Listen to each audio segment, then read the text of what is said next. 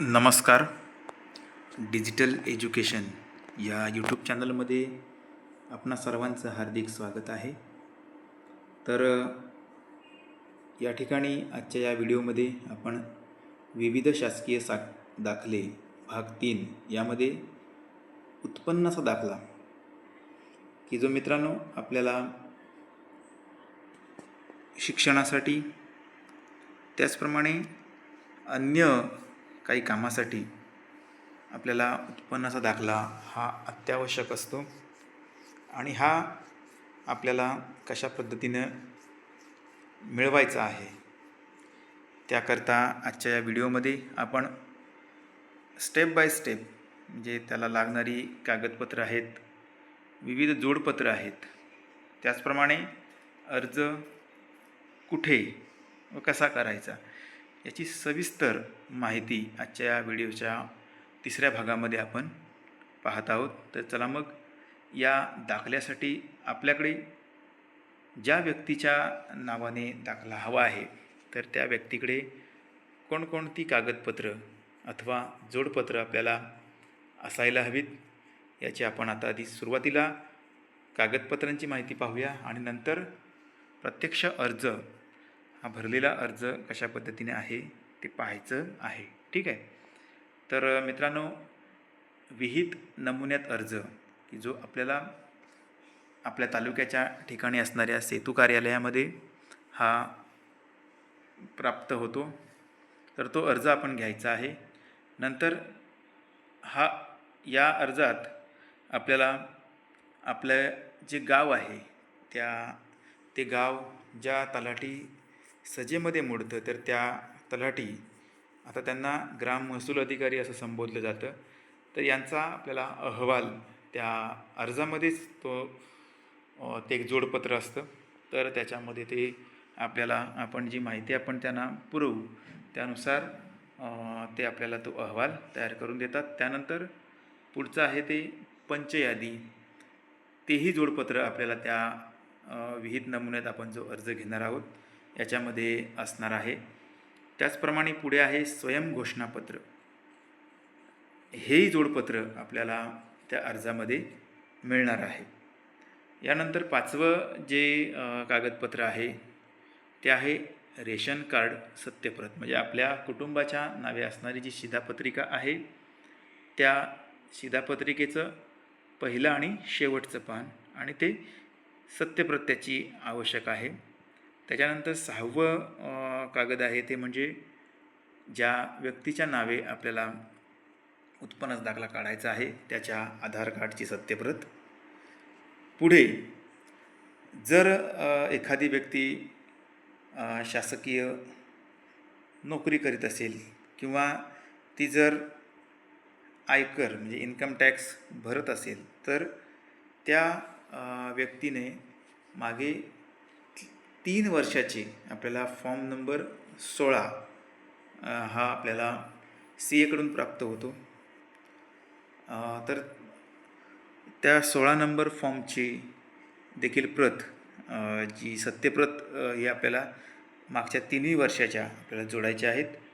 त्यानंतर passport size photo जो अर्जातील स्वयंघोषणापत्र आहे त्या ठिकाणी आपल्याला ते लावायचं आहे, तर तो पासपोर्ट साईज फोटो.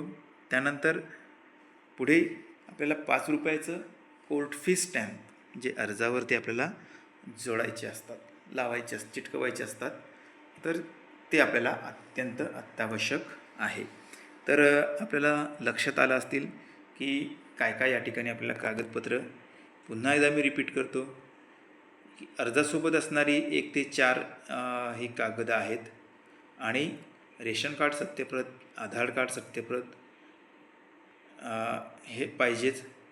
त्याचप्रमाणे जर नोकरदार असेल आणि आयकर जर भरत असाल तर आयकर संबंधित 16 नंबर त्या ठिकाणी आपल्याला मागील 3 वर्षाची द्यायचे आहेत. त्यानंतर पासपोर्ट साईज फोटो आणि 5 रुपयाचं कोर्ट फी स्टॅम्प, इतक्या गोष्टी आपल्याकडे असणं आवश्यक आहे.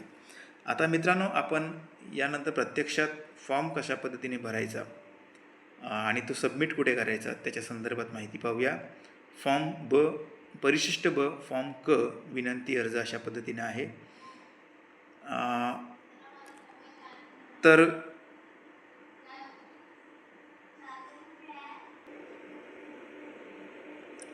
तर मित्रांनो, आपण सेतू कार्यालयाकडून ज्यावेळेस अर्ज घेतो तर हा अर्ज अशा पद्धतीने भरायचा आहे. ज्याच्या नावे आपल्याला उत्पन्न दाखला प्राप्त करून घ्यायचा आहे, तर त्या व्यक्तीचे पूर्ण नाव, श्री, सौ, श्रीमती यापैकी जे आवश्यक आहे ते ठेवायचं आणि पूर्ण नाव लिहायचं. त्यानंतर राहणारं त्याचं जे गाव आहे ते गाव त्या ठिकाणी नमूद करायचं. तालुका, जिल्हा, आपण ज्या तालुक्यातून च्या सेतूमधून तो अर्ज घेणार आहोत त्याचं त्या ठिकाणी नमूद असतं. नसेल तर आपण ते लिहायचं आहे. मोबाईल नंबर हा अत्यंत आवश्यक आहे, कारण आत्ता हे दाखले जे मिळणारे आहेत हे दाखले संपूर्णतः ऑनलाईन पद्धतीने आपल्याला प्राप्त होतात. त्यामुळं आपल्याला दाखल्याची जी सद्यस्थिती आहे, म्हणजे दाखला तयार झाल्यानंतर तो कोणत्या डेस्कला आहे, तर याचं नोटिफिकेशनसाठी आणि दाखल्याची सद्यस्थिती आपल्याला जाणून घेण्यासाठी मोबाईलवरती आपल्याला नोटिफिकेशन हे प्राप्त होत असतं. त्याकरता मोबाईल नंबर हा आपण अचूक देणं अत्यंत आवश्यक आहे. आता विषय आपण त्या ठिकाणी घ्यायचा आहे.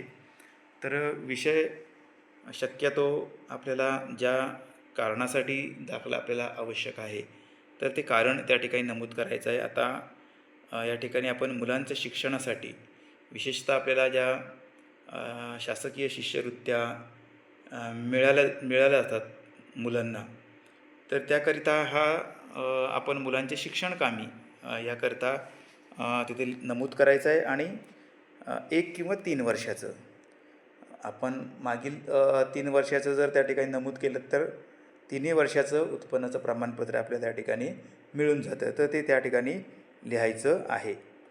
त्यानंतर पुढे कुटुंबातील व्यक्तींची संपूर्णपणे त्या ठिकाणी माहिती मागितलेली आहे. तर जेवढ्या आपल्या शिधापत्रिकेमध्ये व्यक्ती आपल्या कुटुंबामध्ये नमूद असतील तर त्यांची क्रमानुसार, म्हणजे उतरत्या क्रमानुसार आपण काय करायचे आहेत, नावं याच्यामध्ये लिहायचे आहेत. त्यांचं वय, त्यांचं अर्जदाराशी जे नातं आहे ते त्या ठिकाणी लिहायचं आहे. व्यवसाय लिहायचा आहे. जी माहिती आहे ती खरीखुरी देण्याचा आपण त्या ठिकाणी प्रयत्न करायचा आहे. आणि त्यानंतर आपल्याकडे जर शेती असेल तर त्या शेतीतून मिळणारं जे काही उत्पन्न आहे त्या शेतीची माहिती, शेतीमध्ये पिकणारं जे काही आहे त्याची देखील माहिती आपण त्या ठिकाणी नमूद करायची आहे. शेतीचं जे क्षेत्र आहे ते देखील आपण लिहायचं आहे. आणि शेतीचं जे खातं आहे ते कोणाच्या नावे आहे त्याचं त्या ठिकाणी नाव, गावाचं नाव, या सगळ्या गोष्टी काळजीपूर्वक त्या ठिकाणी आपण नमूद करायच्या आहेत. आणि या पहिल्या पेजवरती इथे जसं लिहिलेलं आहे बघा, या चौकोनामध्ये उभ्या, की येथे 5 रुपयेचे कोर्ट फी स्टॅम्प चिटकवावे. म्हणजे आपण माहिती पाहताना सुरुवातीला आपण जोडपत्र जी पाहिली त्याच्यामध्ये 5 रुपयाचं कोर्ट फी स्टॅम्पचा उल्लेख केलेला होता. तर ते या ठिकाणी कागदावर मजकूर न झाकून जाता ते योग्यरित्या आपण काय करायचं आहे, चिटकवून त्या ठिकाणी घ्यायचं आहे. आणि त्यानंतर पुढच्या पेजवर या ठिकाणी आता कुटुंबाचं त्या ठिकाणी आपल्याला ज्या वर्षाचं उत्पन्न दाखला हवा आहे तर त्या वर्षाचं संपूर्णपणे जे काही उत्पन्न आहे ते लिहायचं आहे. आणि मार्च अखेरीस संपलेल्या वर्षाचं जे उत्पन्न आपल्याला द्यायचं आहे, पूर्ण वर्षाचं 31 मार्च रोजी वर्ष संपतं, आर्थिक वर्ष. आणि मग पुढच्या वर्षात म्हणजे 1 एप्रिलपासून आपल्याला त्या मागील वर्षाच्या उत्पन्नाचा दाखला आपल्याला मिळत असतो. त्यामुळं मागील वर्षामध्ये असणारं जे काही आपलं उत्पन्न आहे, मग ते आपण 16 नंबर भरत असू तर एकूण वार्षिक पगार तो त्या ठिकाणी नोंदवायचा आहे. अन्यथा जे आपलं उत्पन्न आहे ते आपण नोंदवायचं आहे त्या ठिकाणी. ठीक आहे.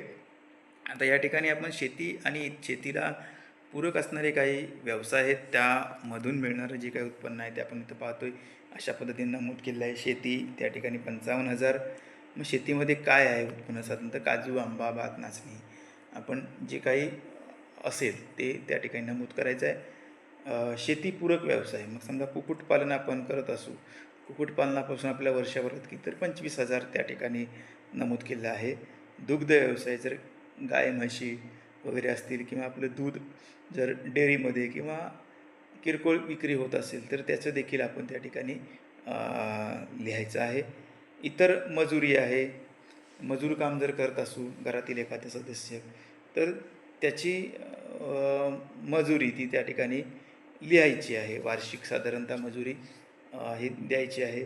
शेती इतर व्यवसाय, उद्योगधंदा, व्यापार काय असेल तर तेही नमूद करायचं आहे. 7 नंबरचा कॉलम होता आहे की शेतीशिवाय इतर स्थावर मिळकतीपासून मिळणारे उत्पन्न. समजा राहत्या घरा व्यतिरिक्त अन्य एखादी जर आपल्याकडे खोली असेल किंवा गाळा असेल तर त्याचं उत्पन्न आपल्याला वार्षिक जे काही असेल म्हणजे 12 महिन्याच्या ह्याच्यानुसार, तर ते भाडं असेल, भाडेकरूंकडून जे प्राप्त होतं तेही त्या ठिकाणी आपण नमूद करायचं आहे. आणि या सगळ्याची एकत्र बेरीज करून ती त्या ठिकाणी म्हटलेलं आहे की अर्जदाराच्या म्हणजेच माझ्या कुटुंबाचे सन 2024-25 हे एक आर्थिक वर्ष आहे नमुन्यासाठी. या वर्षाचे उत्पन्न 2,36,000. आता याची सांगड या रकान्यामध्ये जी दिलेलं आहे, शेती, शेतीपूरक व्यवसाय, दुग्ध व्यवसाय, इतर मजुरी आणि शेतीशिवाय इतर स्थावर मिळकतीपासून मिळणारे उत्पन्न, तर याची संपूर्णपणे आपण सांगड घालायची आहे. आणि त्यानंतर पुढे सदरचा जो दाखला आहे तो आपल्याला कशासाठी करण्यासाठी पाहिजे, तर मुलांचे शिक्षण या कारणासाठी मिळावा. आपल्या गावाचं, महसुली गाव जो आहे त्या गावाचं नाव, आपला विश्वासू, ज्याच्या नावाने अर्ज आहे त्याची सही नसेल तर अंगठा हा त्या ठिकाणी घ्यायचा आहे. आणि त्यानंतर ग्राम महसूल अधिकाऱ्यांची जी सजा आहे त्या सजेचं नाव त्या ठिकाणी द्यायचं आहे. म्हणजे समजा आपलं जे गाव आहे ते गाव कोणत्या सजेमध्ये, एखाद्या वेळेस ते गावच सजा असू शकते किंवा ते 3-4 गावं मिळून एक सजा असते, तर त्यानुसार आपण आपलं गाव ज्या सजेमध्ये आहे त्या गावाचं नाव त्या ठिकाणी नमूद करायचं आहे. आणि त्यानंतर सदरचा जो अर्ज आहे तो आपण तहसील कार्यालयामधून तो अर्ज नोंदवून त्याच्यावरती सेतू कार्यालयाचा जावक क्रमांक वगैरे नमूद केला जातो आणि त्यावर सही घेऊन हा जो अर्ज आहे हा अर्ज आपल्याला जी आपण तलाठी सजा त्या ठिकाणी नोंदवली आहे त्यांच्याकडे आपल्याला घेऊन तो आपण वैयक्तिक त्या ठिकाणी घेऊन जायचा आहे. आता पुढे गेल्यानंतर हा अर्ज आपण इथपर्यंत भरलेला आहे, आपण सही वगैरे करून त्यावरती कोर्टपी स्टॅम्प वगैरे लावून त्या ठिकाणी ही अर्ज भरण्याची प्रक्रिया जी आहे ती पूर्ण झालेली आहे. आता याच्यानंतर पुढे आपण काय करायचं आहे, तर त्या ठिकाणी आता आपल्याला पंचनामा, आता हा पंचनामा कोणी घालायचा आहे, तर पंचनामा हा जो आहे ते तलाठी त्या ठिकाणी आपल्याला व्यवस्थितरित्या प्रमाणित करून त्याच्यावर पंचनाम्यावरती आपल्या गावातील असणारे काही पंच त्या ठिकाणी त्यांच्या आपण सह्या घ्यायच्या आहेत. मग आता याच्यामध्ये सुद्धा काय नमूद करायचं आहे की अर्जदाराचं नाव जे आहे ते, आणि आपण फॉर्ममध्ये भरत असताना जे उत्पन्नाचं विवरण त्या ठिकाणी भरलेलं आहे ते जसंच्या तसं या ठिकाणी लिहून काढायचं आहे. हे पहा, हे ज्या ठिकाणी आपण अर्जामध्ये हे भरलेलं आहे तर हीच माहिती कुठे येणार आहे, तर पंचनाम्यामध्ये जशीच्या तशी येणार आहे. आणि मग त्याच्यानंतर खाली मग आपल्याला 3 वर्षाचं जर उत्पन्न दाखला हवा असेल तर चालू वर्षाचं हे शेवटचं आहे, आपण 2,36,000 त्या ठिकाणी लिहिलेलं होतं, बरोबर. आणि मग त्याच्यावरती मग त्याच्या मागच्या 2 वर्षात असणारे उत्पन्न ते देखील आपण त्या ठिकाणी नमूद करायचं आहे. आणि पुढे ते लिहून त्या ठिकाणी आपण एकूण 3 पंचांच्या त्या ठिकाणी सह्या आपण घ्यायच्या, त्या पंचाचं पूर्णपणे नाव आणि सही असेल सही किंवा अंगठा असेल तर अंगठा.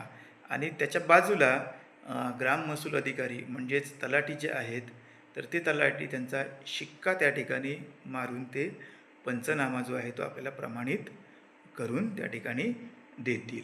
ठीक आहे.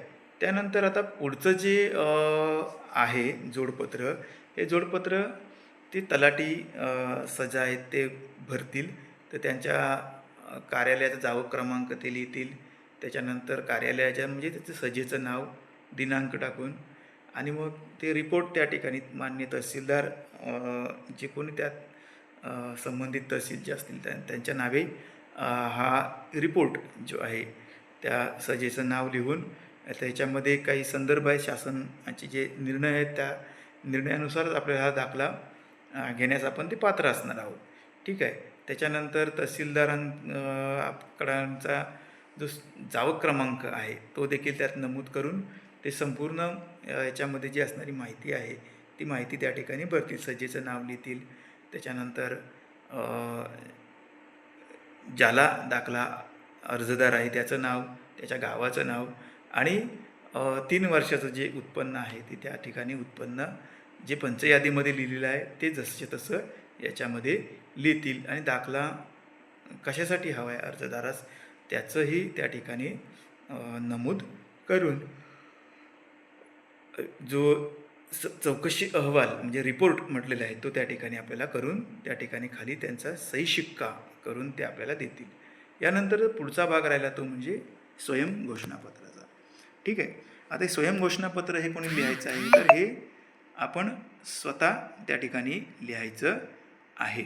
मग आता या स्वयं घोषणापत्रामध्ये आपल्याला काय म्हणायचं आहे तर स्वयं घोषणापत्रामध्ये श्री, सौ, श्रीमती यापैकी जे आपल्याला आवश्यक आहे ते ठेवायचं आहे. बाकीचं वरती पेनने त्या ठिकाणी काट मारायचे आहे. आपलं नाव पूर्ण लिहायचं आहे, वय लिहायचं आहे, गावाचं नाव, राहणार आहे ते, कुटुंबातील एकूण व्यक्तींची संख्या त्या ठिकाणी लिहायची आहे आणि कुटुंबात आपण शेती व्यवसाय त्या ठिकाणी दाखवला असल्याने जमीन किती आहे ती देखील त्यात लिहायची आहे आणि आपलं जे उत्पन्नाचा सोर्स आहे त्याच्यानुसार आपलं जे 3 वर्षाचं उत्पन्न आहे ते त्या ठिकाणी इयरली त्या ठिकाणी नमूद करायचं आहे. इथे जसं तुम्हाला दिसते वर्ष आणि उत्पन्न त्यानुसारच ते त्या ठिकाणी काय करायचं आहे नमूद करायचं आहे. ठीक आहे. आणि पुढे सजेचं नाव लिहून उत्पन्नाबाबत चौकशी अहवाल माननीय तहसीलदार यांच्याकडून मिळण्याकरता हे स्वयं घोषणापत्र लिहायचं आहे. दिनांक, स्थळ हे आपल्या शक्यतो गावाचं लिहायचं आहे. त्यानंतर ओळख देणार म्हणजे शक्यतो ओळख देणार ही व्यक्ती आपल्या गावातीलच असावी आणि ती नात्यातली शक्यतो नसावी. तर त्या ओळख देणाऱ्या व्यक्तीचा सही किंवा अंगठा घेऊन त्याचं नाव, त्याचा पत्ता त्या ठिकाणी लिहायचा आहे आणि स्वयं घोषणा करणार असं जे त्या ठिकाणी एक चौकोनी हे आहे तर त्यावरती आपला जो फोटो आपण जोडपत्रामध्ये पाहिलं माहिती त्याची तर तो त्या ठिकाणी फोटो चिटकवायचा आणि फोटोवर आडवी त्या ठिकाणी अर्धी फोटो आणि अर्धी कागदावर अशा पद्धतीने आपण ही जी सही आहे ती सही त्या ठिकाणी करायचं आणि स्वयं घोषणापत्र करणाऱ्याचं खाली नाव लिहायचं आहे. तर अशा पद्धतीनं हा परिपूर्ण असा हा फॉर्म आपला भरून झालेला आहे आणि हा फॉर्म आपण यानंतर काय करायचं आहे तर सेतू कार्यालयामध्ये आपण हा फॉर्म सबमिट करायचा आहे. हा फॉर्म सबमिट केल्यानंतर आपल्याला सबमिट झाल्याचं नोटिफिकेशन आपल्याला पावती दिली जाईल. ती पावती आपण दाखला घेईपर्यंत काय करायची आहे जपून ठेवायची आहे. ती आवश्यक ती जी फी आहे ती आपण दाखला फी भरून पावती घ्यायची आहे आणि पावती ही दाखला मिळेपर्यंत आपण ती जपून ठेवायची आहे. त्यानंतर आपल्याला काही दिवसातच आपल्या मोबाईलवरती नोटिफिकेशन येईल आणि नोटिफिकेशन आल्यानंतर ज्यावेळी सक्सेसफुली झाल्याचा आपल्याला मेसेज येईल तर तो मेसेज आल्यानंतर आपण सेतू कार्यालयात जाऊन आपली जी पावती आहे अर्जाची ती पावती दाखवून आपण आपला हा दाखला त्या ठिकाणाहून प्राप्त करून घेता येतो. ठीक आहे. तर आजच्या या भागामध्ये आपण सर्वांनी उत्पन्नाचा दाखला जो आपल्याला शिक्षणाच्या कामी आवश्यक आहे तर याची संपूर्ण परिपूर्ण माहिती आपण आताच्या व्हिडिओमध्ये घेतलेली आहात.